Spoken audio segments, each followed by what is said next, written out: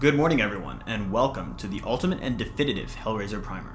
I'm your host, Babe Penny, and today I will be taking you on a journey through horror's most iconic franchise. Believe it or not, there are 11 goddamn Hellraiser movies, and most of them are scientifically classified as completely unfit for human consumption. I watched every single one of them, and all it cost me was 17 hours and 17 years off my life. Now, I'm sure you have a lot of questions about Hellraiser. Who wouldn't? You're probably thinking, Bae, which Hellraisers would you recommend? Which Hellraisers should I avoid? I'm sure all of you are teeming with excitement to hear all about the greatest films horror cinema has to offer. Join me, dear viewer, as we descend into madness with this extremely official, fact-checked, and highly accurate tier list composed by yours truly. You solved the box. Now you must come with us. We came. You must come with us. We came. Come with us. First up on the chopping block comes the original Hellraiser from 1987. This movie is terrifying on so many levels. On one hand, it's gory and disgusting. Hooks tear flesh from bone and slimy creatures crawl up from musty attic floorboards. It's very grotesque. But on the other hand, it's surprisingly existential, almost Lovecraftian in the way it forces you to reconcile pleasure and pain as interchangeable, as a form of heavenly torment for those who seek it. I love how it's almost easy to forget how gruesome and violent the kills in this movie really are, compared to the overwhelming dread and horror implied by the film's kinky cosmic unknown. The star of the show is obviously the Cenobites, and if you're watching this video, then they probably need no further explanation. Clearly some of the greatest character design ever. I love their gruesome appearance, but I also love how each member of their crew is unique and identifiable. All the crazy details and the makeup and the costume really brings these characters to life in a way that makes them just so memorable and iconic. At its core though, Hellraiser isn't really about the Cenobites. It's about its characters, Julia and Frank. The story of the affair and the shock of their actions are really what drives the central conflict of the film. Honestly, for a while, Julia was kind of the main character, based on how much screen time and backstory we get about her. But really, our final girl is the stepdaughter, Kirsty. Compared to Julia, we don't get quite so much backstory about her, which is a little weird. We're introduced to her walking along a long industrial pier. I actually think the scene is really effective at establishing the metaphor that she's lost and wandering, yet determined and bold. It makes it more believable later when she confronts Julia and the mysterious Cenobites, because we understand her to be a capable and determined protagonist. I also really like how she has a relationship with her dad. They get a nice Chinese dinner together, and there's some pleasant conversation that expands their relationship and how she cares for him. Once again, we see this play out later in the film when she must try to save him from Julia's clutches. It is pretty strange how we don't get the same sort of development between Kirsty and Julia. Like, there are a few brief moments where they kinda glare at each other, but in general the movie kind of robs you of any interaction between the main character and one of the primary antagonists. This weakens the dramatic tension at the end when she must face Julia and Frank. I mean, did she even talk to Frank for the entire movie? Even in a flashback? I don't remember, and I don't really think so. In a sense, the film almost felt short. It's worth re-emphasizing that the Cenobites really steal the show, despite their economical and brief screen time. The movie does such a great job bringing them to life through the music, set design, and special effects. It all adds up to a spooky, ominous, and oppressive atmosphere unlike anything else ever made. The most memorable moments in this movie are when the music swells, the lights flicker through the walls, and the Cenobites emerge from their portal to hell. Mwah! Chef's kiss. Real cinema. True Kino. But admittedly, this movie isn't perfect. If I'm being totally honest, it's not quite a masterpiece. There's a really clunky chase scene between Kirsty and Skinless Frank towards the end that doesn't really go anywhere and isn't paced correctly. She kinda just jukes him out through the side room, and it doesn't add much to their confrontation. The movie also keeps teasing and spending a lot of time on this homeless bum, who turns out to be some giant skeletal dragon at the end. Unlike the Cenobites, we don't learn much about him, so he feels much less important. Did he matter at all? He never threatened the main characters in any way, or did anything to impact the plot, besides gross Kirsty out, so I don't really think we needed to spend so long on this guy. The ghost house climax at the end of the movie is a lot of fun, and it captures a lot of the same magic that Poltergeist does, but its timing is so weird because the main antagonists, Julia and Frank, are already dealt with. In particular, the giant fleshy pink monster Kirsty wrestles with at the end was half-baked at best. Overall though, this movie is phenomenal, and I don't think anyone would really disagree that it belongs firmly at the top of S tier.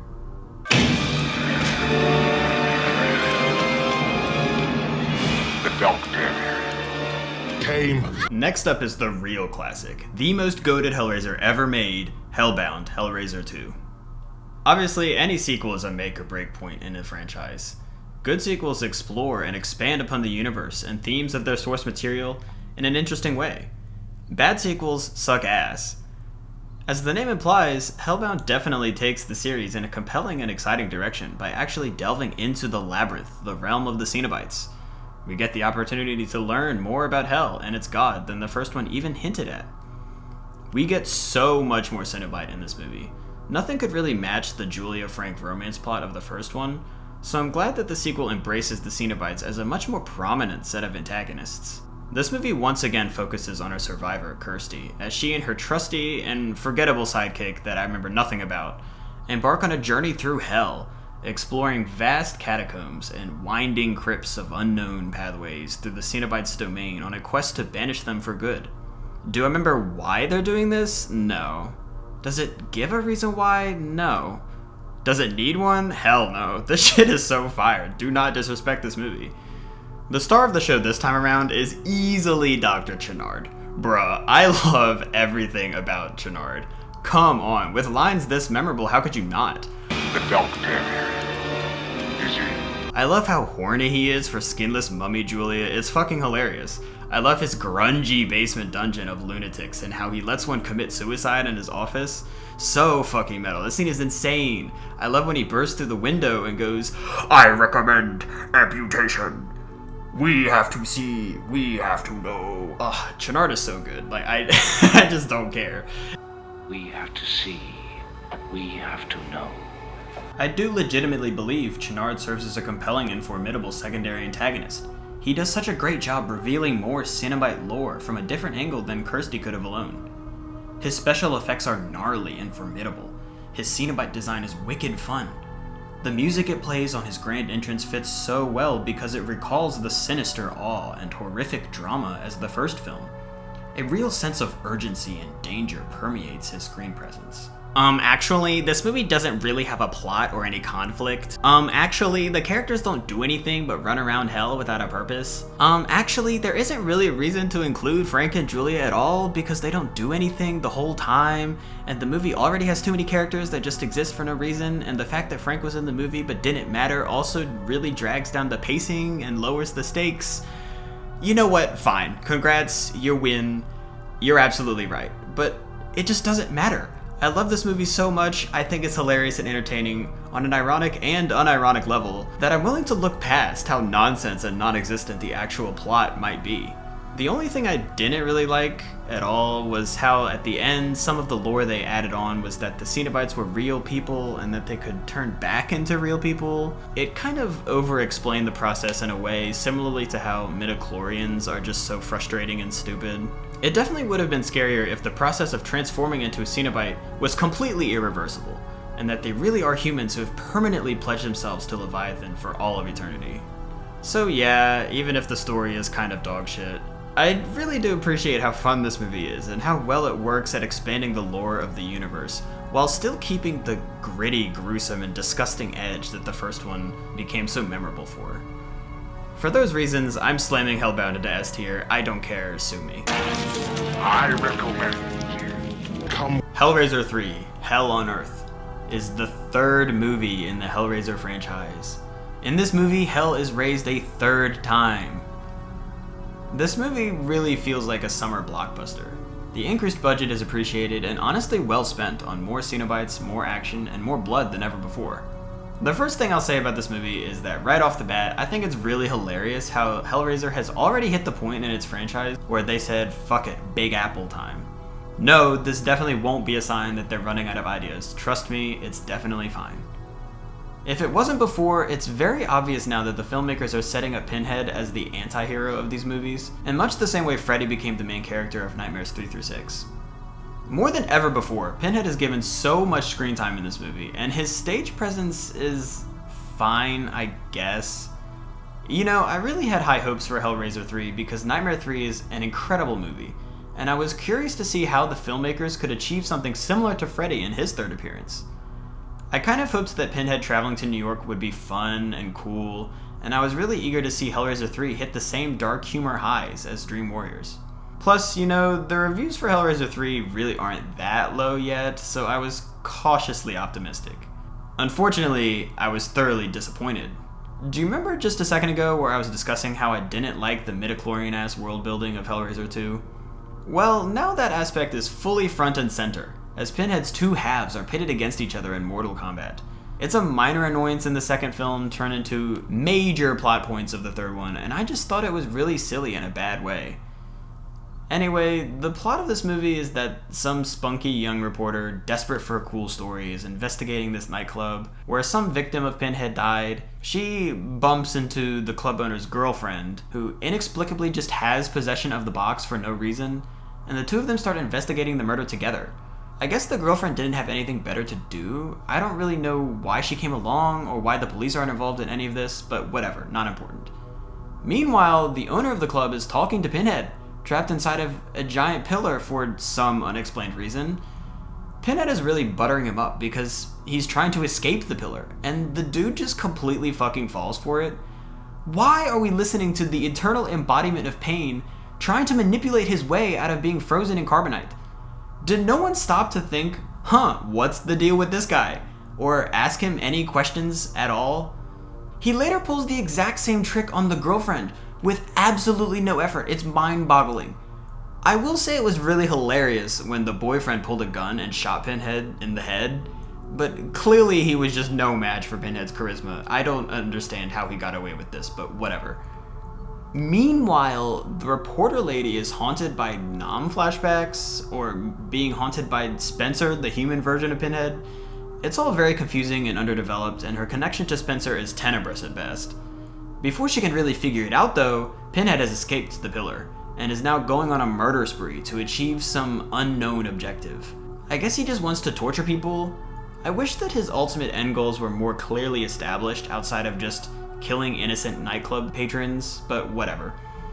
His rampage at the end is where the action set pieces and budget of the movie really shine, and it turns into something actually enjoyable to watch. It's very clear that these are the parts of the movie that Clive Barker actually worked on, because these are by far the best parts of the movie.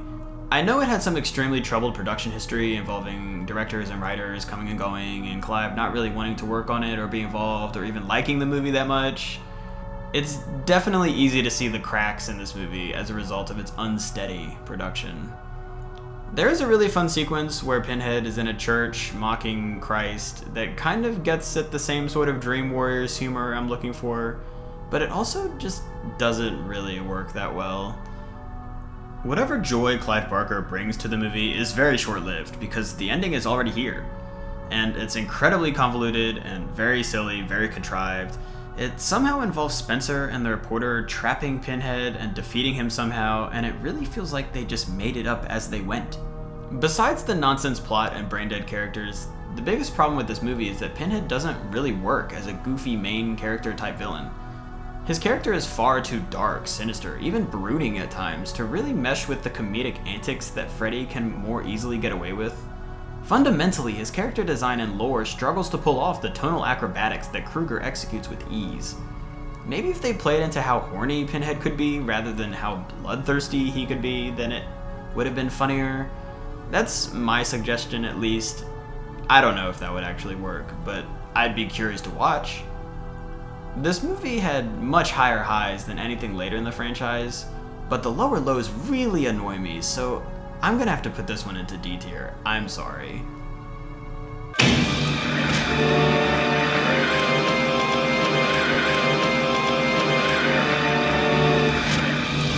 Hey yo dog, no fucking way they put Hellraiser on the moon in this one, for real. This movie is bonkers. Take 80s slasher Hellraiser, reimagined as a grand odyssey through space and time. That's this movie. They tried it, they sure as hell did it. The problem is, of course, this movie was only given a couple $100 to achieve its ambitious goals, and boy does it show. Not only that, but the production process was extremely cursed, and involved many injuries and illnesses on set. When it was finished, studio executives mercilessly chopped it to pieces, and the director quit in frustration. New directors were brought on a second and even third time, scenes were reshot or completely rewritten, and the movie turned into a Xerox of what it was originally envisioned to be. It's always very tragic when a film's creative goals can't be fully realized because of capitalistic goals. Hellraiser IV embodies this struggle. The plot of the movie involves 3 time periods: Revolutionary France, present day, and the far future, as it traces the puzzle box's origins through centuries of pleasure and pain. However, it begins briefly in space, because the story is told, or perhaps narrated, through the interrogation of this prisoner, the last in the titular Bloodline. This interrogation sequence serves as a framing device, interjecting in between each time period segment of the film.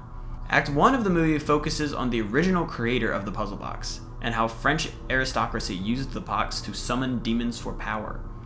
It's my understanding that this section of the movie was most heavily cut down by the studio, and it definitely feels that way. There's a romance that lasts for about 2 seconds, and the characters here don't have any personality whatsoever. All this part really establishes is that the creator of the box raised a demon known as Angelique, who cursed his bloodline for all eternity or something or whatever. Don't worry if you forget this, because by the end of the movie, these plot points won't matter anyway. Next up is the New York segment, which takes up most of the runtime. This segment focuses on some architect who is a descendant of the box's creator. He's haunted by visions of the box, and traces of the curse mildly annoy him, and that's about it. Angelique is back too, and she spends some time haunting and seducing the architect before ultimately using him to locate the puzzle box. Once she has the box, she gets into some lame argument with Pinhead about what hell is and how they should stop the architect. This never really goes anywhere and never really mattered. We don't really know who we're rooting for or what they're even arguing over in the first place. This was another key point in the movie that got dramatically shortened by executives, and as a result it's very confusing and pointless. The architect bumbles around for a while, doing nothing, Pinhead threatens his family, blah blah blah. It's all very stupid, until eventually it's explained that even though the architect had no idea who the Cenobites are, what the box is, or what curse he's under, he has still inexplicably been building this massive device that literally fucking murders the Cenobites. It's at this point that Angelique betrays Pinhead, kind of. She definitely helped the architect trigger his perpetual light machine, because how the fuck else would he know what he built, or why he built it, if she didn't help him? It's very stupid, it makes no goddamn sense. Plus, at the end, his machine doesn't work anyway, and it's up to the architect's wife to open the box and send Angelique and Pinhead back to hell. Conveniently, this is also where Angelique stops being a part of the story, and isn't relevant in Act 3 at all. Why did we spend so long on her if she doesn't matter? Oh yeah, another thing this movie spends too long on. Why is so much of this segment focused on these bumbling security guards? It wasted 10 minutes to show them investigating throughout the tower, getting haunted by Pinhead, and eventually turned into a new Cenobite duo. For what? Why? I don't know. Your guess is as good as mine. So then you get to Act 3 in the future and have no bearing or orientation on what is going on because not a single character in Act 1 or 2 is still relevant in the movie. Because of the way it starts in space and uses the space interrogation as a framing device, it makes parts 1 and 2 feel like an extended flashback for an hour, rather than an anthology or odyssey through centuries of space and time. The structure would be fine if the characters explaining or going through the past were actually there in the past, so that you grow to learn more about them as they tell their own story. But as it stands, the way it's written and structured is just very, very terrible. Instead, you're left at the end of the movie with a group of strangers you've never met, who, by the way, opened the box again in space. Pinhead and Angelique were totally banished by the architect's wife at the end of Act 2, and the movie literally could have ended, but no, the space dude opens the box again himself. I guess the movie had to keep going to finish the story of the Bloodline and how the final member of the Bloodline defeats the Cenobites, but all of the other junk in the movie just gets in the way of the narrative weight this sequence should have had. There are no stakes or consequences if the characters in the movie don't matter. I won't entirely spoil the ending, but it's really sloppy because the studio forced their own happy ending onto the pile of dogshit rewrites. It's quite terrible. This is a terrible movie. D-. We have to Come. So when it comes to classic Hellraiser, that's pretty much it. The first 4 all kind of have the same look and feel. They're tied together by memorable practical effects, gothic window dressing, gritty, violent death sequences, and really Cenobite mayhem. If you're a fan of the original and you appreciate 80s slashers, then definitely watch 2, maybe 3, and stop there. Now that we're at Hellraiser 5, the tone of the franchise detours into the middle dark ages of Hellraiser cinema. The lighting is bland, the acting is droll, none of the shots are framed in an interesting way, the music is forgettable, and the set design is uninspired. It all feels very boring. The primary reason for this, besides steadily decreasing finances, is that Dimension Films was contractually obligated to continue churning out Hellraisers just to retain the rights to the film and its characters. Mixing bureaucratic legislature with creative, entertaining filmmaking is never a good idea, so it's no surprise that the resulting films are limp-dick imitators of the true classics whose success they so sharply curtailed. With that in mind, here we are at Hellraiser 5 Inferno. Inferno tells the compelling story of a jaded police detective hot on the trail of a violent and sadistic serial killer. The pressure is on as the bodies begin piling up, and the detective draws closer and closer to catching the true culprit. This time, our jaded detective is this guy. I remember him because he kinda looks like Hoffman, kind of. I also remember him because he literally spends the entire movie being an enormous asshole. Every choice and every action this character makes all aligns to give the impression that he's a completely unlikable asshole. He steals money from dead bodies in the morgue. He beats the shit out of his drug dealer informant. He stabs his own partner in the fucking back and doesn't give a single shit about protecting his career. In the end, it didn't even matter because he kinda just died. Thanks movie, very cool. Anyways, this guy is trying to hunt down the serial killer known as the Engineer, who's been murdering children or whatever, not relevant. As the movie progresses, there are actually some moderately interesting mystery elements that keep you more invested than previous installments. He gets some spooky videotapes, he collects some clues, it all starts cooking a little bit. As he gets closer to the heart of the mystery, he descends more into hell. Inferno, get it, right. The biggest problem with this movie, besides the fact the protagonist is a dumpster fire, is that the mystery never really goes anywhere. All the clues add up to nothing, and we don't even catch the killer by the end of the film. The generic-ass detective plot would have been passable if the payoff at the end was worth the wait, and it maintained intrigue throughout the runtime. But sadly, the pacing falls flat and goes nowhere. Instead, the mystery is gradually replaced by the buildup of this crazy Lynchian sequence at the climax of the movie. It mostly worked okay, it did a decent job building up to it, I guess, but without any of the symbolism or narrative weight from a well-written plot and compelling characters, the dream sequence at the end didn't pay off in the way it could have. The best part of this movie was the hilariously dramatic internal monologues the main character delivers when he's just driving around alone at night.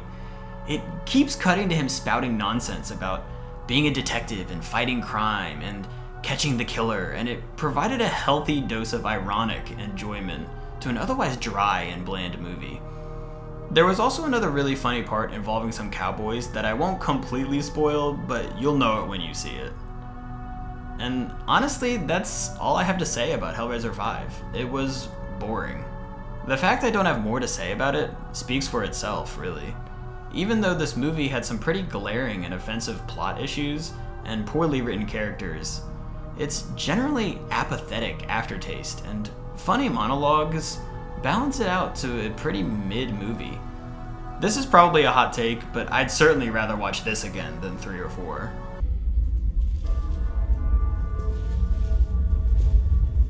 I told you you couldn't run from your past forever. Eventually it catches up with you.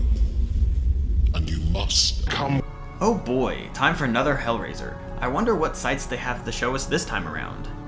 Oh boy, it's yet another movie about this random unlikable asshole who's trying to unravel some pointless mystery while constantly having non-threatening conversations with other detectives as he spirals in and out of sanity before it's revealed in this lame, stupid David Lynch dream sequence that nothing is real and it didn't matter anyway. Hooray! So yeah, this movie is a carbon copy of 5, except that all of the funny monologue and unique quirks were replaced by boredom and banality instead. It's very obvious that some other unrelated script was rewritten into a Hellraiser movie, and the filmmakers shat out this garbage as a result. The Cenobites were lazily crammed into scenes as an afterthought, and the horrors of the box and its torment are window dressing at best. Oh, sorry, it's not exactly the same. The main character is not a cop this time, my bad. So in this movie, the Allstate guy is actually married to Kirsty Cotton, and they did manage to bring back Ashley Lawrence for some flashback scenes and whatnot. Her presence in the movie felt like a cheap grab for attention rather than a celebrated moment with real narrative consequences. Conveniently for the script, at the very beginning of the movie, Mayhem Guy and Kirsty get into a mysterious, unexplained car accident, and she disappears without a trace. The main beef of this movie follows Allstate Guy around as he tries to solve the mystery of what happened to his wife. Those around him begin to suspect that foul play is afoot, and he had something to do with her tragic disappearance. He also puts in marginal effort to dodge the advances of the Cenobites, who, again, are very lazily ham-fisted into scenes with none of the same magic that makes them so special before. Remember, this wasn't a Hellraiser movie until executives decided to rewrite it into one. This time around, the protagonist's decisions especially don't matter, even compared to Inferno, because a major plot point is that he's riddled with amnesia after his car crash, and can't remember anything that's going on anyway. Not only is his character completely incapable of moving the plot forward, even if he tried, but every single other character in this movie turns out to be a figment of his imagination. Yeah, a few horny women try to rekindle some past relationship with the Allstate guy. They don't matter. His best friend tries to help him dodge heat from the police. He doesn't matter. And everything has this foggy sheen of pointlessness that makes it difficult to care about what's happening. The stakes in this movie really are just in complete freefall for the entire runtime. There was also this good cop, bad cop duo constantly nagging the main character about how the pressure of the law is closing in, and how he's the main suspect in his wife's disappearance. It comes off as desperately trying to be relevant to the plot. The twist, of course, is that both cops are actually the same person, and it was all an illusion created by Pinhead to fuck with him. Unsurprisingly, this plot twist didn't matter anyway, because the cop was immediately irrelevant and never seen again. At the end of the movie, it's revealed that Allstate Guy and his coworker buddy were plotting to murder Kirsty the whole time, because she had some massive inheritance they wanted to steal.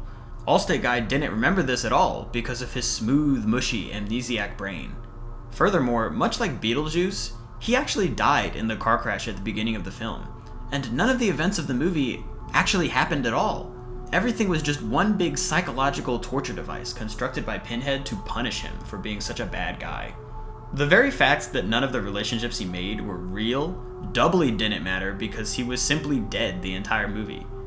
The protagonist was trapped and unable to make decisions or carry out meaningful storytelling. Also, I don't remember the Cenobites in this movie at all. Pinhead was there for 1 second at the end to explain the plot twist to the main character and how he was totally damned, and that was it. None of the other Cenobites stick out, and their hauntings are forgettable at best. In general, everything I said before about the Dark Ages Hellraiser applies here. The movie is bland and gross. Nothing interesting happens. The tone and atmosphere are both literally and figuratively gray.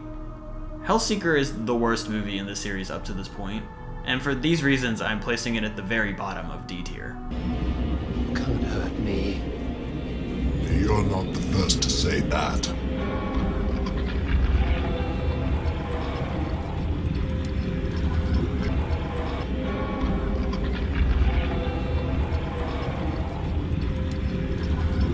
God, it hurts. Okay.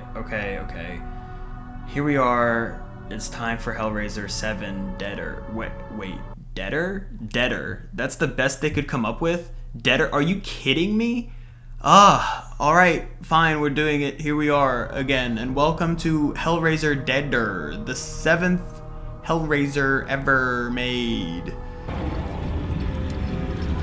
Okay, so in Hellraiser Deader, there's this reporter lady who they quickly establish is like this cool, badass female character, and she goes off to investigate the Deader cult. Her boss shows her some sketchy and poorly edited videotape depicting members of the cult bringing this girl back to life. It's super edgy and cringe, and genuinely hilarious that the reporter and her boss are taking it so seriously. The beginning of the movie also makes out the boss to be one of the main characters, but he quickly drops off and only appears again later once or twice, for complete non sequitur conversations with the real main character, the reporter. Anyways, much like the plot of Hostel, the reporter flies off to some remote country to go investigate this deader cult. One of the first things she does is randomly encounter the spooky sex party subway full of drug abuse and debauchery, and it's super weird. Why are all of these people having an eyes wide shut orgy on a subway train? How long have they been getting away with this? Does it matter that I'm asking these questions at all? It's hard to tell, honestly. The pimp at the back of the orgy car gives the reporter some clues about how to find the deader cult. She takes the clues and she leaves, and that's it. That's all it took to find clues. Just bumble and fumble your way into the right subway.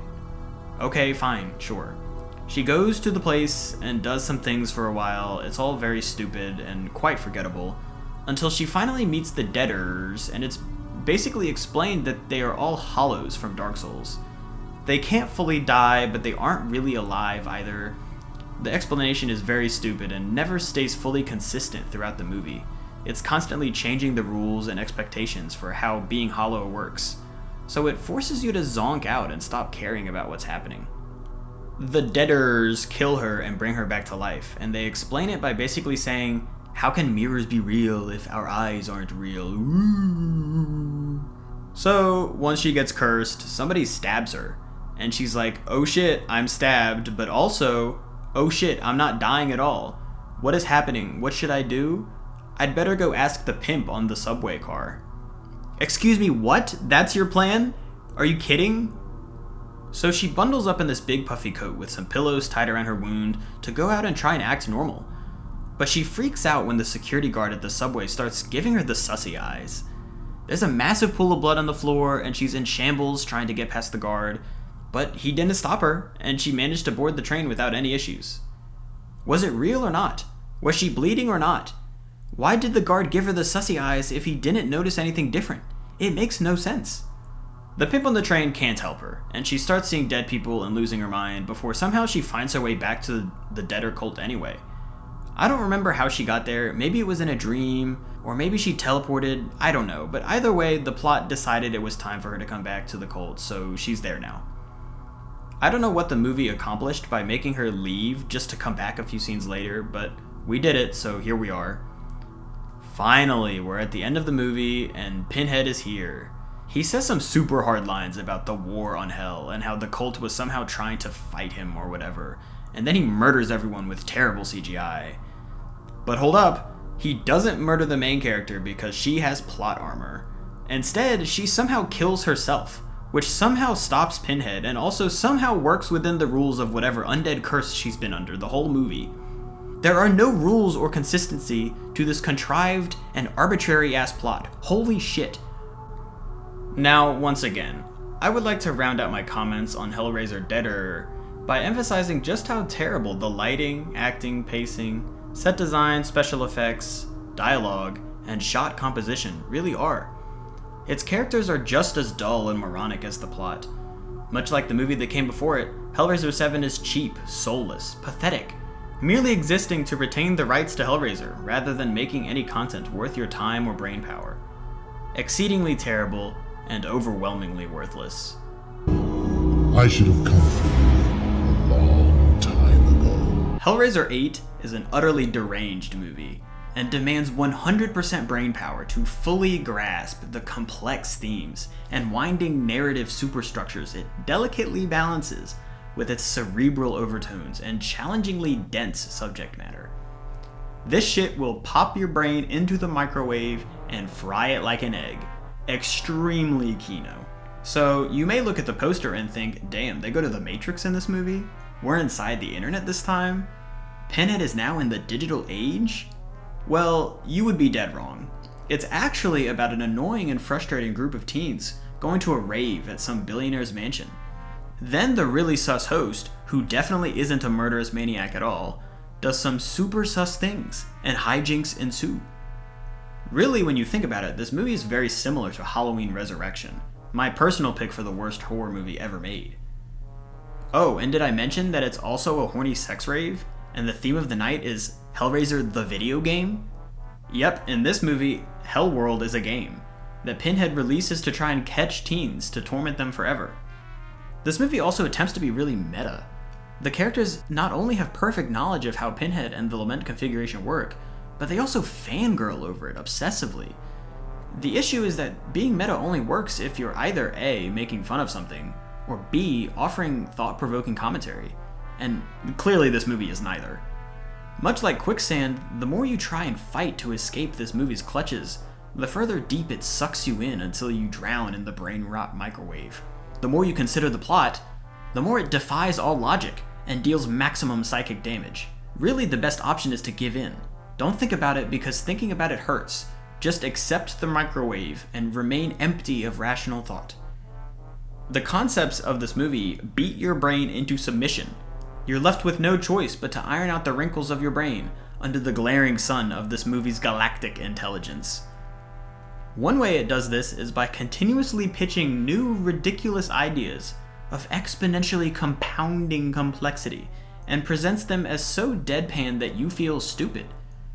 Another way it makes you feel stupid is how the characters often cry and yell at each other while they're in direct and immediate danger, and instead of attempting to save one another, they keep yelling at each other instead. Are they actually friends?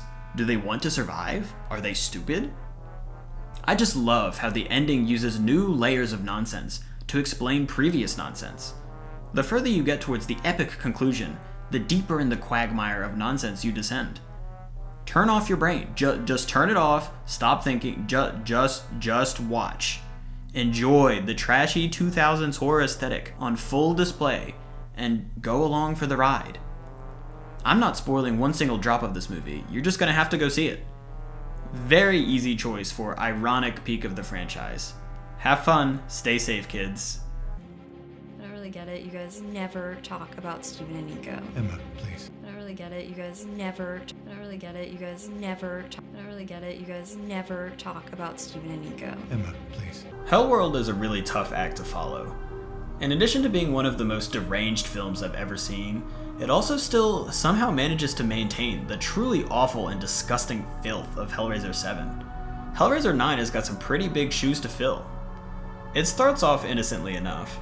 This guy and his best friend take a trip to Mexico and... Hold on, wait. Do you guys smell that? Ugh, it smells awful. What could that be? Oh god! Oh fuck! Get it away from me! Jesus Christ! Oh god! Oh, it's so ugly! Ugh, get it out of here! Fuck! Hold on, I'm not leaving this shit in my apartment. Let me get it out of here. I'll be right back.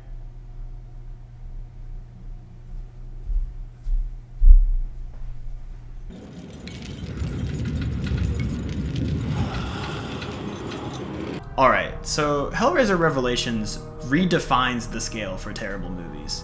It really is as bad as you've heard. Extremely low budget, low fidelity, low quality movie, half-baked in about a month from start to finish.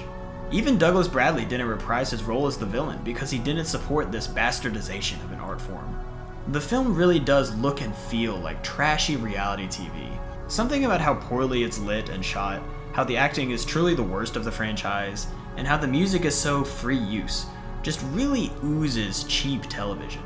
Not only did it remind me of a Lifetime movie because the acting, dialogue, and story were so terrible, but also because this movie lasted for an entire lifetime. What really elevates this film to peak infamy is the editing. The way it's sequenced and shot, both on the micro and macro level, makes it feel like every time a new scene comes on, you already know everything that takes place in that scene. Half of the movie is redundant flashbacks that add nothing meaningful to the story, only serving to repeat information previously explained already. Imagine Memento, written by middle schoolers in a few hours, and then their English teacher demanded they add Pinhead to the plot instead. Speaking of plot, as I was saying before, this guy and his friend take a trip to Mexico. Unsurprisingly, these guys are insanely racist and very sexist, deserving of torture from Pinhead for how they treat everyone around them. Somehow, these chucklefucks accidentally killed a girl, having sex in the grimy, filthy, disgusting public bathroom. A better movie would have made this sequence into something funny or entertaining, but here it's just pathetic and stupid. After they flee the scene of the crime and make some snide remarks about Mexico's police force, some random guy in another bar sells them the box. Yada yada yada, they solve it, blah blah blah. Some more stuff happens, but the end result is that one of them is trapped in hell and the other one escapes under mysterious circumstances. Meanwhile, back at home, the parents of each missing boy have gathered for a super depressing dinner party.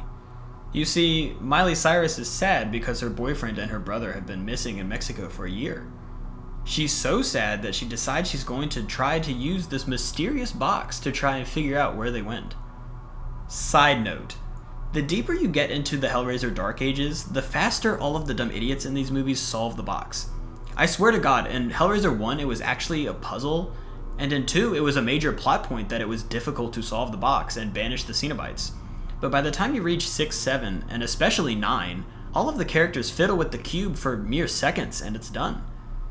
Not a very important note, but still a hilarious observation about how lazy these films get.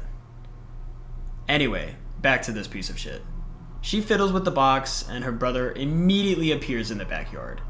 I have no idea how that worked or why it's happening, but it really makes it seem like the stakes are pretty low if that's all it took to save him. Some time passes, some stuff happens, about 45 minutes of your life drains away, but the end result is that the brother molests his sister and shoots his dad in the stomach with a shotgun. I'm not even going to bother to try and explain the incest part, because it didn't impact the plot in any way at all, but it really is as repulsive and ugly as it sounds. Also, the fact that the dad is bleeding out on the couch, with really pedestrian practical effects, changed nothing about the sequence of events and felt very irrelevant as well. I swear to God, he holds the family hostage for hours. The pacing slows to a crawl while he blabs on and on and on about how Dad 1 cheated with Mom 2, and how he needs them to open the box and summon Pinhead. Never in the franchise have the stakes been this low. Also, the plot twist is that the brother wasn't actually the brother. He was the boyfriend wearing the brother's skin all along. This also didn't matter at all, but at least it meant there wasn't any incest, I guess? Don't think about that one too hard. Finally, at the end of the movie, Pinhead captures a few of the parents, kills a few of the other ones, and Hannah Montana is the sole survivor. Whatever, man, same old shit. Abysmally awful, lethargically low effort, frighteningly feckless. This film is a real chore.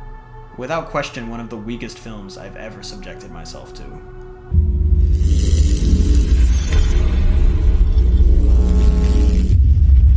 Jesus Christ. Heavens, no. Same city, completely different zip code. Hellraiser Judgement is such an oddball, unique film in the Hellraiser canon. Its fresh perspective and wonky, gross-out atmosphere define a movie that you can immediately tell was made with far more love and care than the previous 5. To understand just what makes this movie so bizarre, it's really important to take a detour for a little history lesson. As I mentioned before, Dimension Films purchased the rights to Hellraiser and have been the sole distributor since the 3rd film. After the disastrous production and awful reception of Hellraiser 9, they weren't exactly eager to follow it up anytime soon. Eventually, however, the deadline was fast approaching for Dimension to release yet another Hellraiser sequel, so they finally got off their ass a little bit earlier this time and hired Gary to write and direct Hellraiser 10. Gary was a long-running crew member of the entire franchise, and a very well-accomplished makeup artist who's honed his craft over some excellent but mostly terrible movies. It doesn't bode well that he also wrote Revelations, but surely this time around it will be fine, right? Understandably, Gary is thrilled at the opportunity to direct his own Hellraiser film, and had already storyboarded his concept for Hellraiser Judgment years before. He pitches his idea to Dimension and they reject it. Then he pitches it again and they reject it again. At one point he even tries to use Kickstarter to fund his own movie, but this also failed. You see, Gary's script for Hellraiser 10 was gnarly, disgusting, far too polarizing for wider audiences.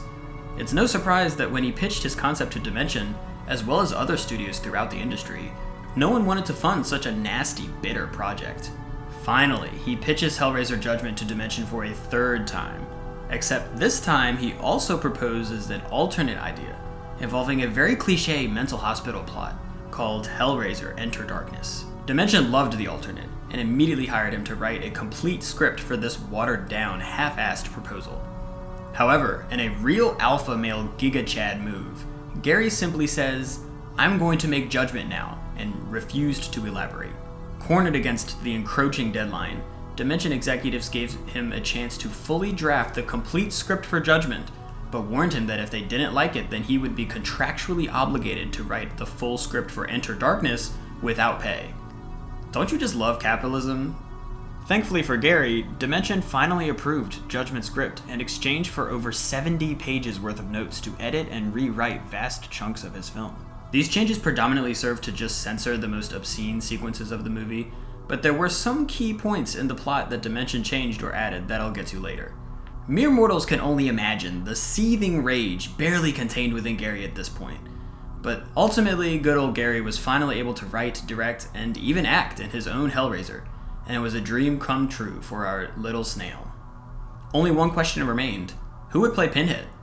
Now that Douglas Bradley was out of the question, Gary needed to find a suitable replacement. He envisioned the role of Pinhead as arrogantly apathetic and eloquently regal, elements of the character he wanted to recapture from the first classics. So he carefully sought someone out who would bring the villain a real air of dignity and fear that was missing from Revelations and the film preceding it. Eventually, he landed on this guy. The only reason I bring this up is because to prepare for his role, he started aggressively smoking to make his voice gravelier. He also took long walks alone at night through dangerous city neighborhoods to, quote, face the fear. Honestly, he kinda killed it. Not to skip too much ahead, but I will say now that Pinhead's portrayal was one of the better aspects of this movie, and I really appreciated how his screen presence was so villainous and sinister. No more Hellraiser Dark Ages, we are finally here in Gary's Hellraiser. And alright, thank you for coming to my TED Talk on Hellraiser Judgement. Knowing the backstory to Judgement, more so than the other films in the franchise, really deepens your understanding of the movie, its design, and its characters. Now, to move on to the actual movie, rather than its history, I'd like to re-emphasize how it clearly attempts to reinvigorate and reimagine the universe of Hellraiser in the same way that Rob Zombie Halloween reinterprets its source material. Both of these movies offer a fresh, different take on their respective universes that I really appreciate. In Judgement, Gary delivers a gritty, grungy, even putrid perspective on different aspects of hell we've never seen before. By far, the most interesting concept Gary develops is the Stygian Inquisition. These Inquisitors are the auditors of hell, operating separately from Pinhead and the priest-like Cenobites, instead dealing with exacting payment from the general masses and throngs of everyday sinners. At the very beginning of the movie, the first thing Gary does is illustrate the audit process as a long, drawn-out, repulsive vomit fest. I thought it was pretty cool, even if a bit pointless and perhaps a little self-indulgent. Unfortunately, Dimension demanded he cut the goriest and most vile parts of the sequence out of the movie, which is of course a disappointment because I probably would have liked it more if it was even more extreme than it already is. Regardless, it's clear that these auditors aren't as regal and refined as Pinhead's economical and hierarchical order. They're chaotic and sloppy, and this characterization is effectively conveyed in both the auditor's character design as well as the editing of the audit process itself. Alright, you may be asking yourself at this point, that sounds pretty cool, what a sick movie. Cool world building, Gary, but what is the movie actually about? Well, once you get past the gnarly intro sequence with all its filth and gore, you realize that Hellraiser Judgement tells the compelling story of a jaded police detective hot on the trail of a violent and sadistic serial killer. The pressure's on as bodies begin piling up, and the detective is no closer to catching the culprit than before. That's right, motherfucker, it's another stupid fucking police procedural cop movie. I swear to God. Have some snow. Here, I'd like to offer a spoiler warning. Even though I haven't really cared about the previous movies, I would actually kind of recommend seeing this one because it's so unique and weird. But at the same time, it's also pretty terrible. If you think you want to see it, then skip to the next chapter, but if you don't care, which is more likely than not, just keep watching. So this time our protagonist is Brad Pitt, and he has to stop a brutal and dangerous killer from committing a series of murders, all based on the 7 deadly... No, sorry, wait, my bad. It's actually about generic cop number 752, who needs to stop a series of murders based on the 10 Commandments. Oh boy, this movie's different, guys, I promise, because he has 2 partners instead of 1. Also, actually, one of the partners is his brother, and the other one literally does nothing for the entire movie, because Dimension forced Gary to add her into the plot. It's such a shame that everything involving the plot was derivative bullshit cop drama that didn't matter or captivate interest at all. I appreciate the attempt to reimagine the look and feel of Hellraiser as this nightmarishly clerical, vomit-inducing drama. But it could have done without the real-world, nightmarishly clerical, vomit-inducing drama. very similar to Hellraiser 5, Hellraiser 10 severely de-emphasizes the serial killer aspect to the point where it stops mattering and just wastes your time. As our main character is going off hunting for clues about a killer we don't care about, he gets extremely sidetracked by the audit from the Stygian Inquisition. The problem is, we as the audience already watched the audit happen in real time to some random guy at the beginning of the movie. And because we've already seen it, watching the exact same thing play out exactly the same way with the main character is repetitive and taxing. Structurally, it was a very poor choice to play out the sequence fully a second time. Even our main character acted bored and uninterested in the audit. I'm not sure if this is just poor acting on his part or if Gary directed it this way, but it was kind of hilarious how calm and unquestioning he was while an extra-dimensional demon interrogated his entire life story, and how his boredom reflected my own. After he gets audited, the boring cliche cop drama stuff plays out again for a while.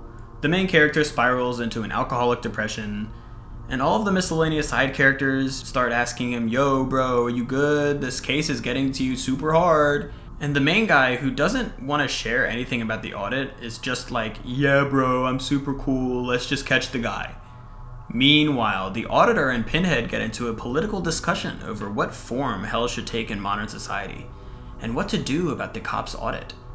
It's very confusing because at this point in the movie, we don't really know why they're discussing this yet, and it's kind of hard to follow. Before they reach any conclusions, a third sect of hell butts in, except this time, it's a goddamn angel from heaven. Gary really pulled a fast one on me. I definitely wasn't expecting that one. Once again, we have no idea why this debate is so important that an angel intervened. Also, as a side note, the angel's character design was significantly lazier and far stupider than the Stygian Inquisition. She was literally just a normal blonde girl wearing white jeans. It was very, very silly, and definitely didn't belong in the same universe as Pinhead and the Auditor at all. The middle of the movie flies by without anything notable happening, and at the end, the twist is that the main character was the killer the whole time. At this point, it's finally explained that the reason that these three were arguing is because Pinhead and the Stygians wanted to torment him for his sins. You know, murdering people. He deserves punishment, right? But the angel had other plans. She didn't want him to go to hell because even though he was murdering people, he was doing it to strike fear in the hearts of men for not following the commandments. God wants him to continue his work so that more people will be scared of the consequences for breaking his commandments. So yeah, that's a batshit insane hot take. But okay, fine, sure, I'll roll with it, whatever. Apparently Pinhead also thought this was a fucking crazy take, and he was so horny to punish this guy that he murders the angel and takes the killer's soul for torment anyway. God, of course, gets really pissed off that Pinhead didn't follow orders, so he turns Pinhead back into a human, stripping him of his hellish powers, and banishes him to live on Earth. Honestly, I thought that was a pretty kick-ass ending to the movie. It's really sick how the worst punishment God can inflict is simply living life among mankind. Too bad it's wasted on this vapid nonsense film. So overall, I really love what Gary's done with the place. He put together some driveling, diabolical atmosphere and a few compelling villains, while also cooking with some intriguing ideas about the world of Hellraiser. The editing of the movie was fine, the acting was spotty but passable, and the ending was memorable. If the movie wasn't entirely bogged down by heaps and heaps of unpalatable police drama bullshit, and instead it was more focused on its strengths, it would have been a lot better. Even if the characters themselves mattered just a little bit more and weren't so flat and poorly written, I would be giving this film well-deserved praise. I want to love this movie, however, the plot and characters were just so overwhelmingly terrible that I can't really say this movie lived up to its own expectations. It's pretty hard to say how much of this is Dimension's fault by forcing Gary to dial back on the insanity, versus how much of this is Gary's fault for just being a terrible writer in general. Let's not forget he also wrote Revelations, but even then he was only given 2 or 3 days to write it, and he probably didn't have time to cook up something worth watching. From what I understand, Gary began writing Judgement in his free time because he was so disappointed in Revelations, so keep that in mind, I guess. As it stands, I can't really put Judgement higher than C tier. Your suffering will be legendary, even in hell. Last, but certainly not least, coming in at number 11, it's Hellraiser, the Hellraiser reboot of the century. Recently, Hollywood has funneled quite a bit of money into generating reboots of classic horror films, as well as a fleet of legacy sequels of unreliable quality. Now, obviously it's not impossible to make a great remake, and obviously it can be done in theory. The big question is, of course, which category Hellraiser falls into. As much as I hoped this movie would be cool and interesting, it's hard to get your hopes up too high when this movie is literally listed on Wikipedia for being in production hell. But hey, Clive Barker is finally back, so maybe he'll cook up something good, right? It's immediately clear that this movie actually has characters in it, more than anything ever since Hellraiser 3. We're introduced to Margaret, a recovering drug addict struggling to keep her life together and balance relationships with her brother and new boyfriend. She unwittingly gets roped into a grand scheme by her conniving boyfriend and his mysterious employer to uncover the box and offer sacrifices to the Cenobites. Along the way, her brother and a whole entire cast of total red shirt losers fall victim to the path of destruction wrought by the box. You see, the point of the movie is to relate the process of drug addiction and recovery to the process of being horny for pain and opening the portal to hell. As Margaret's friends are captured and tortured one by one, her guilt for drawing them into this world rises higher and higher. At the beginning of the movie, when we're introduced to Margaret and her non-important side characters, these themes provided a believable backdrop so that Margaret and those around her felt more human. By the end of the movie, I had soured on the drug angle because it really just clashes so violently with the lore and themes of Hellraiser itself. Personally, I just find these elements to be so incompatible. Margaret's attempts to break free of her shackles illustrate a character no longer interested in any sort of temptation the box has to offer. The box, of course, represents lust, desire, greed, all traits Margaret either doesn't demonstrate or is actively trying to avoid. It would have fit a lot better if she was dabbling in harder and harder substances, rather than the opposite. Compounding this dissonance is the fact that the Cenobites are summoned more or less by accident when her brother cuts himself on the box. It isn't believable or meaningful storytelling for the characters to accidentally stumble into the Cenobites' world, rather than seeking it out like the story traditionally goes. And that's just one example of how at the macro level, events occur around our main characters rather than as a result of their actions. The many contrivances in this movie can be quite frustrating. The Cenobites come and go as they please, and the decision to either immediately murk people or shamble towards them non-threateningly was very inconsistent. Margaret stumbles and bumbles and fumbles around from place to place, wherever the plot wants her to go. Ooh, here's a creepy hospital scene where somebody gets killed in a hospital. I guess we'd better send Margaret there so that this part can happen. Ooh, wait, we gotta make sure that the characters accidentally cut themselves on the box as many times as they possibly can, because we gotta make sure their actions are completely pointless by ensuring everything around them occurs unintentionally. Nothing feels earned or achieved when everything happens to the characters rather than because of the characters. So yeah, at the big picture, macro level, the plot felt very flimsy and hollow. But even at the micro level, the sequence of events was so annoying and artificial. What annoyed me the most was Margaret's silly goose behavior with the mechanical gates at the end of the movie. So, she's exploring the mansion and she discovers an electrical panel of switches that open and shut these big gates. Okay, sure, let her cook. She flips one or two of the many switches and sees one or two of the many gates close. Alright, sure, that's relevant. I'm glad that they showed us Chekhov's gate controls, right? A bunch of middle act nonsense goes by, and then eventually her boyfriend gets bitten by a Cenobite.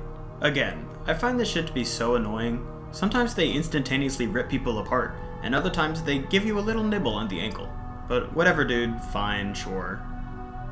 Margaret and her boyfriend are chased into the mansion, and as soon as they are inside, she immediately drops him on the ground and runs to go flip a switch on the control panel. It's a good thing she flipped exactly the right switch she needed to on the first try, even though she had never flipped that switch before, or else the Cenobites would continue to stand there menacingly, and maybe even nibble at someone else's ankles a bit too. Holy shit. What the fuck did you just do? I hit the switch! She acts so confused. She's like, huh? What? Oh, I hit the doodad and the thingamabob closed. Like, bruh. I hit the switch! At some point along the way, it's revealed that you can stab a Cenobite with the box to banish it. Once again, this is discovered by sheer happenstance, when Margaret accidentally pokes one during a chase. Doing so immediately vaporized the Cenobite, with almost no delay. It was the cleanest one-shot you've ever seen in your life. Wait, pause. Side note. If it's that easy to banish the Cenobites, why are we not just stabbing all of them to make them go away? Did they not think of that? This is so dumb, but whatever, sure. They lure a Cenobite inside the mansion so that they can kill it or whatnot. Pretty good plan, sure, yeah, I'm following. But instead of immediately stabbing it, she runs away in a Scooby-Doo chase. Bitch, stab the thing, it's so easy, it's charging you mindlessly, just hold the knife out and stab it. Oh my god, why are you leading it into the gate room and futzing around with the electric gates? Just stab it, oh my god. What's more is that of course she just happens to drop the box and mess up the whole plan, because of course she would. Why would she do anything correctly? I hit the switch! The list of little things that really piss me off about the events of this film goes on. And if I sat here explaining every single one of them, then the segment would be longer than the actual movie. Suffice to say that the plot of this movie was by far the worst part. However, the film did actually have a lot of positives, too. For starters, the Cenobites in this movie were frightening and well designed. They were portrayed as much more aggressive and often taking a more active role in punishment than ever before, rather than waiting in the shallows for some unsuspecting sinner to stumble into their path. I appreciated the casting choices here, as well as the stellar makeup and special effects that once again served to bring these creatures to life. Well acted, well written, well done. Our human villain, Voight, was also pretty cool and interesting, and I thought that the device strapped to his chest was brutally clever. The best part was how they handled the lore and meaning of the lament configuration. In this movie, the box has 6 forms that each represent different phases in the cycle of pleasure and pain, and these phases also correspond to the many boons Cenobites can bestow upon those they deem worthy, for a price. The ending of the film and the lore of these gifts was really cool, and sort of similar to Hellraiser Judgement as well. The ending is ponderous and reflective.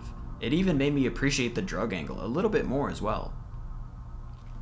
To wrap things up, I'd say it's important to keep in mind that even though this movie is profoundly annoying, that's really par for the course for this franchise. Admittedly, the characters in this movie were each okay, even though they lacked agency in the plot. When you factor in all of the positives, I find this film to mostly level out to somewhere in B tier above the rest of the Dark Age sequels. And here we are, at last. The complete Hellraiser tier list. What a journey this has been. If you made it to the end, then congratulations, and thank you so much. I really did have such sights to show you, and I'm so glad you saw them. I also hope that you learned something today, whether it's about Hellraiser or about my own personal pain and suffering. If you want, you can follow me on my Letterboxd, I've linked it below. My suffering is definitely legendary, even in hell. Your suffering will be legendary, even in